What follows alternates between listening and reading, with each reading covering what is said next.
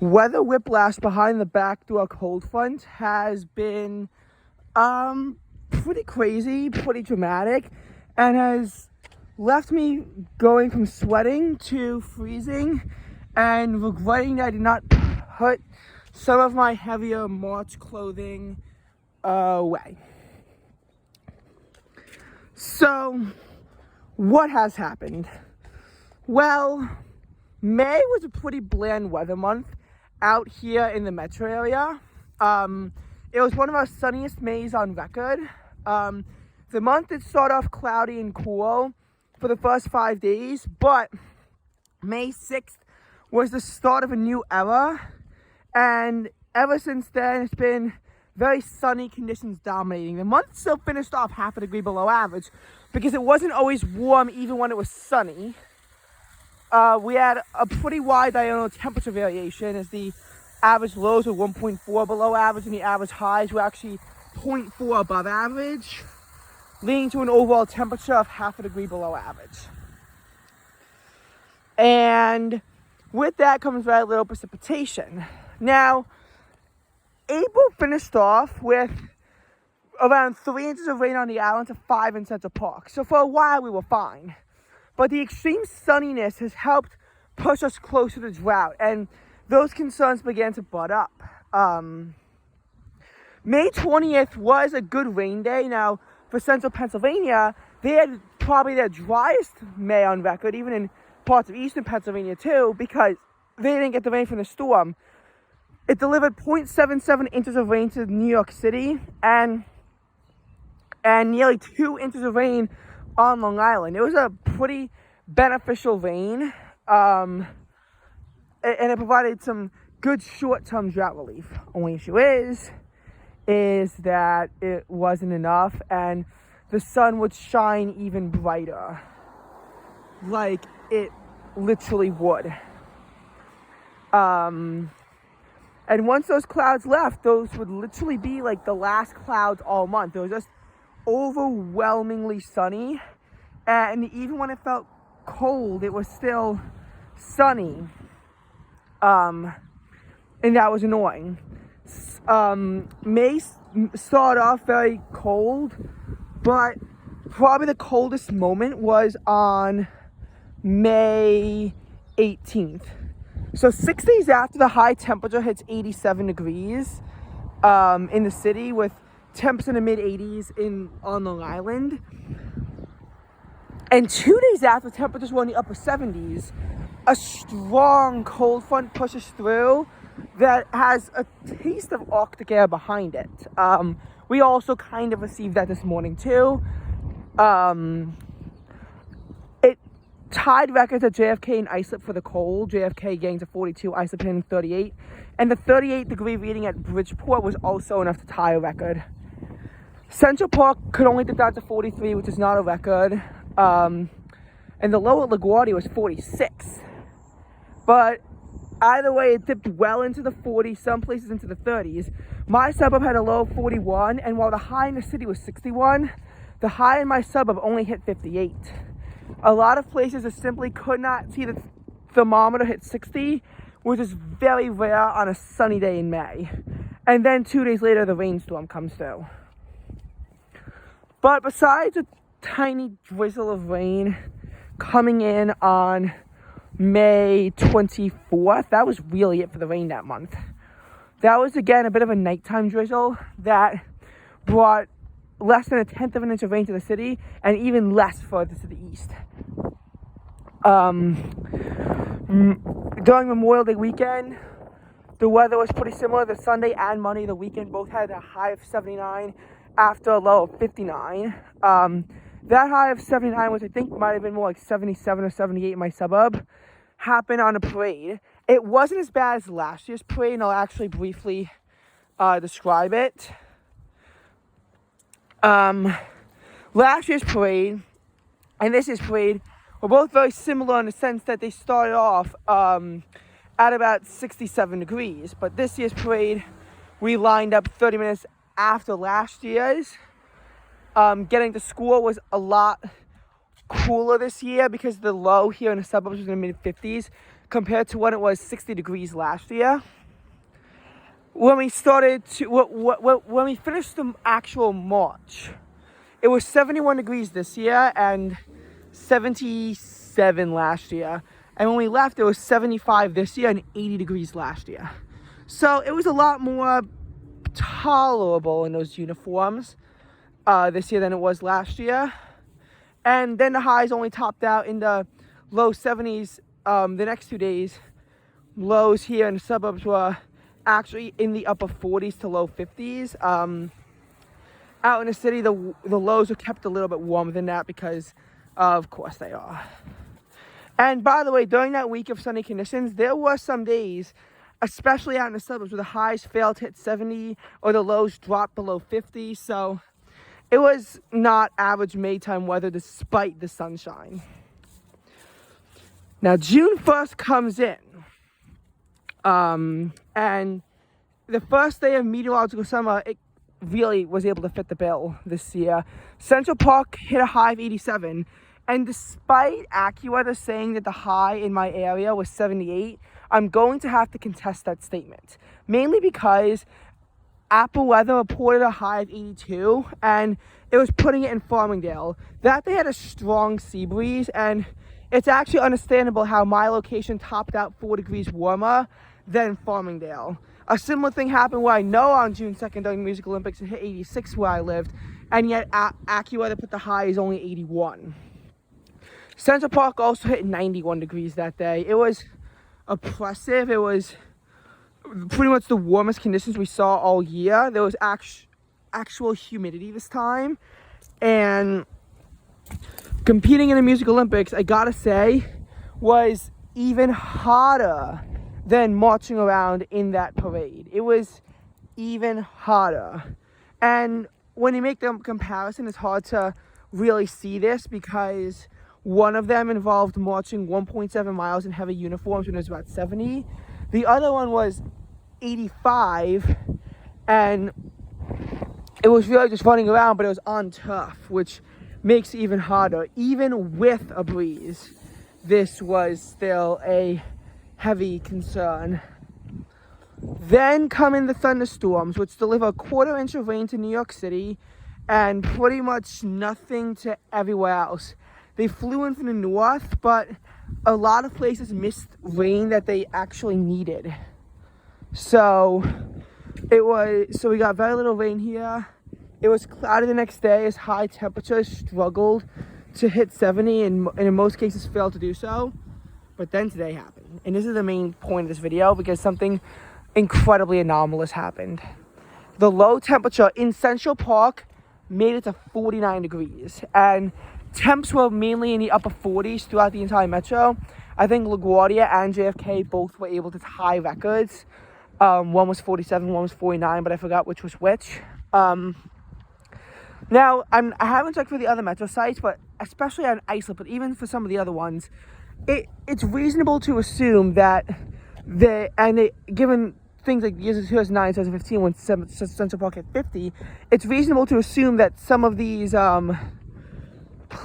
other sites, and I'll go check for them in a little bit, probably hit the 40s since the year 2000 before now, but not Central Park. Central Park hit 49 degrees on the morning of June 7, 2000, but this was the next day that would happen, June 4th, 2023. A 23-year gap. Usually the lowest temperature in June is 53. It used to actually be 52, but global warming, of course, and again, it's made a lot of things a lot rarer now. A lot of things that used to just happen commonly didn't, and now some things that we used to thought were impossible are now actually occurring. But 40s in June happened in my suburb quite a bit. 2019 it happened, 2018 it happened, where we actually hit the upper 40s in June, but not in Central Park. They're always floated into the 50s because of the urban heat island effect, and this backdoor cold front was able to penetrate through that, which I think is actually pretty interesting as to how that backdoor cold front was able to do that, and how it was able to penetrate all the way into the city and remove that urban heat island effect while still dropping them into the upper 40s under cloudy skies. Temperatures today will only rebound to the mid to upper 60s. I was actually outside of camp orientation. It felt freezing when it was 55 degrees when we started. It still felt kind of freezing even when we were ending in the mid 60s, although I didn't actually check the number. So I'll make sure to have to get that, but it was somewhere in the mid 60s. I mean, now it feels fine, but I mean, it's June, and you shouldn't, and people, and it was very weird. I mean, like, people were wearing things that you normally would not expect to see in June, but today was like one of the coldest June days we had this century. And I mean that literally. I don't mean that figuratively. I mean that literally. June has recently become this month where even when it gets cold, it's so early in the morning, temperatures can always rebound, and that's always held true, but not now. The last 2 years were interesting years where the city managed to drop down to 54 degrees both times, and they were actually quite late in the year. When it happened in 2021 on the 23rd, it was actually the latest day for temperature so low since it happened on June 28th, 1995. It was not a record when it happened in 21. The 54 on June 28th was a record back in 95. And when it hit 54 here, I mean, the 56 at LaGuardia on June 19th, 2022 was able to tie a record, not at Central Park though. But they happened later on, and I mean, people did change what they were wearing, but this is a whole nother level. And 2023 has just been this very weird weather year. Unlike 2022, where things mostly just built on top of each other without too much craziness, there is a lot of craziness going on as far as this goes. And now we're dealing with 49 degree temperatures in June, which I never thought I would ever say in my life. And you know, we're seeing global warming change some of these things. We're seeing things like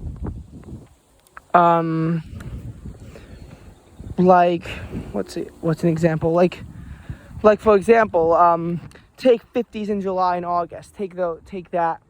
I mean, 2021 on July 3rd did see the thermometer in Central Park drop down to 59. But the last time it happened before that was in 2009. And the last time we dipped to the 50s in August was 2013. Funnily enough, it was actually in 2007 on August 21st when Central Park tied the record cold high temperature for the month of August by only rising to 59 degrees after a low of 55. Which obviously involved 3 lows in the 50s, so actually 6 lows in the 50s that month.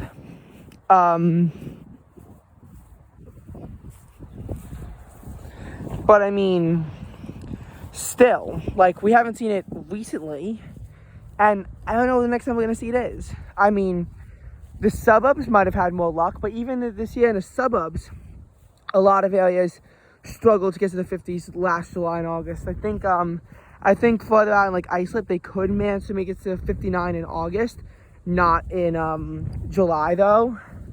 And obviously some parts of the areas with good radiation or cooling can make it down to the 40s, but I mean, like, realistically, a lot of these, like, more pleasant summer nights are just going away. Because I realistically, for a day that didn't even tie a record, should not have had to have made, I mean, it's tied a record somewhere, but, like, I should not have had to have went this in depth about a 49 degree temperature in June. And a 49 degree temperature in June should not be as noteworthy as what it is, but our perception of it has changed due to these events. They used to be more common, but if you're taking weather data from only past 2001, then this would be a monthly record low. And that's why it's very narrow-minded to use this perspective, but this is going to be one of the colder June mornings I remembered. And very strange in how, in a year that's proven to be such a warm one, how we have such these intense but brief cold bursts, like the one around Christmas or the one in the first weekend of February, or what happened like 2.5 weeks ago in May. It's been a very weird perspective that I don't think any of us are used to, but it's a perspective that I have to get more used to, because these reruns are going to come back. And I don't think the next time that it hits the 40s in June is going to be in 2046. I don't think it's going to be that long. And, you know, I know I made a 50s in July, August comparison, but there's some other comparisons I could still make. Like, look at single-digit temperatures at large. It happened in January 1994. It did not happen again until February 14th, 2016, when the thermometer dropped down to -1 degrees. And that was a record low. And really, the amount of record lows I was seeing in general in Central Park, I mean, like, it's been kind of staggering how few they were. Because after 1996, the next time that we set a record for a daily record low minimum was in 2014 on January 7th. Then 2015, February 20th. 2016, February 14th. And now it's again that sub-zero reading. Which, by the way, Central Park has not dipped below -2 since February 15th, 1943, when it dropped to -8. So, just another reminder, and I'll actually get to that at the when I get through this. I mean, out of 2016, I don't think we really saw anything in 2017, 2018, 2019, not. 2017, November 10th and 11th, 25 and 24, and in 2019, November 12th and 13th, which was 24 and 23, or maybe 25 and 23. I don't know. And then we get into 2020, where we have it on May 8th and 9th at 36 and 34, but that was the last time that we set a record low in terms of the low temperature going on at Central Park, which, of course, depending on where you go, you'll see more records at other sites because they're newer. They don't have this long-standing period of record. When we dropped to 3 degrees on February 4th, that was not enough to be a record. It was at 4 of our metro sites, but not at Central Park, because we hit 0 degrees back in 1918. Which they were really uncertain as to how cold it was going to get. And 0 degrees for quite a while was actually floated on the table as a realistic possibility. People actually thought that maybe it could get down to 0 degrees and tie the record, which in essence would actually make it the coldest temperature. Anything below, anything 1 or below would make it the coldest since 2016. Anything that is, if it was -1, it would tie for the coldest since 94. And I mean, if it was -3, we would see literally the coldest air since 1994. And I think that if this had come down in earlier years, we would have went well below sub-zero, which is another reason why I'm saying global warming inflating the temperatures. Yes, you're seeing these Arctic blasts, but look at how when air descends from the North Pole as to how it still is keeping our temperatures floated compared to where it regularly is going to be. And there are a lot more things that I can compare, but for global warming denialists who would love to point at this day as an example of why global warming is fake, let's talk about 2023 as a whole. 2023, we saw our warmest January in record here at Central Park, where the temperature did not drop below 28 all month. Did not drop below 28 degrees all January long. Some of the suburbs dropped to the mid-20s, but nothing below that. And there was no snow at all. As a matter of fact, Central Park, least snowy winter on record, 2.3 inches. Bridgeport, least snowy on record, 4.9 inches. LaGuardia, second least snowy. JFK, second least snowy. Newark, second least snowy. Islip is fifth, and they have a shorter period of record, but they managed to get snow from storms that nobody else could really get snow out of.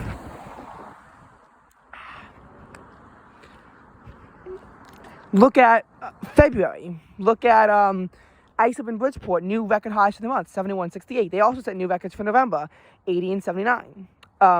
Islip previously tied their record in February 2022, 68. So clearly it's been that if we're setting new records for like every single year now, that's a scary problem. And then look at at other months. I'm not saying March is going to be convincing because it really won't, but then look at April. Central Park, first ever low at 70 or above, when the low temperature was 70 degrees on the 14th of April. And yes, it's true that in the suburbs the low temperatures were only in the mid-50s, but then again, you have to look at the up and heat out effect. Not that this is a record for April, but it's a record for so early in the year. And we also saw earliest back-to-back days in the 90s, 90 on the 13th and 91 on the 14th, which, by the way, were fourth and fifth earliest temperatures of 90 plus on record. Both of which obliterated their daily records. And yes, that records being obliterated was used on purpose to kind of signify the importance of this.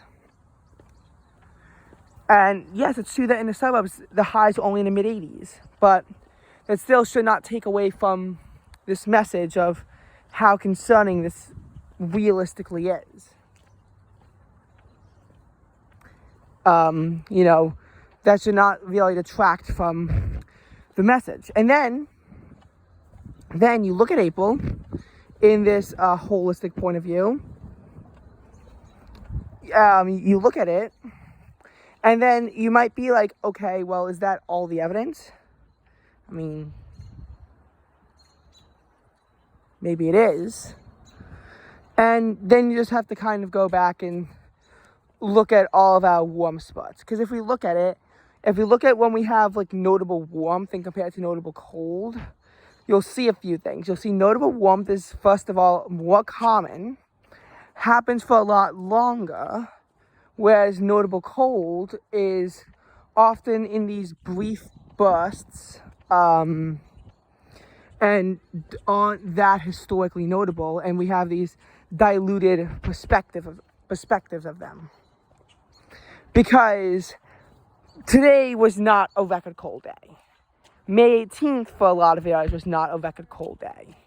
February 3rd, not everywhere here was it a record cold day. December 24th, that high of 15 was not a record at Central Park.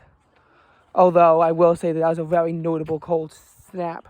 And pretty much the only full-on cold wave we had all winter. Look at the snowfall totals.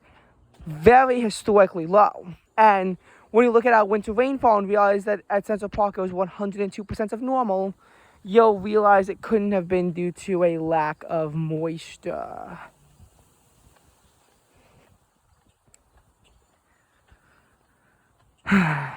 So that's why I'm saying that you need to look at this in a holistic point of view, because yes, notable anomalies still will occur.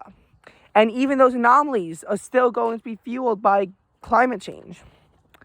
Like, I mean, as the Arctic warms, that air is going to have to go somewhere. And when that jet stream loosens up and it dips down, then we're going to see this cold wave burst down into the lower 48, and it will wreak havoc. We've seen this multiple times. They've proved that the Texas cold wave was, in fact, fueled by global warming.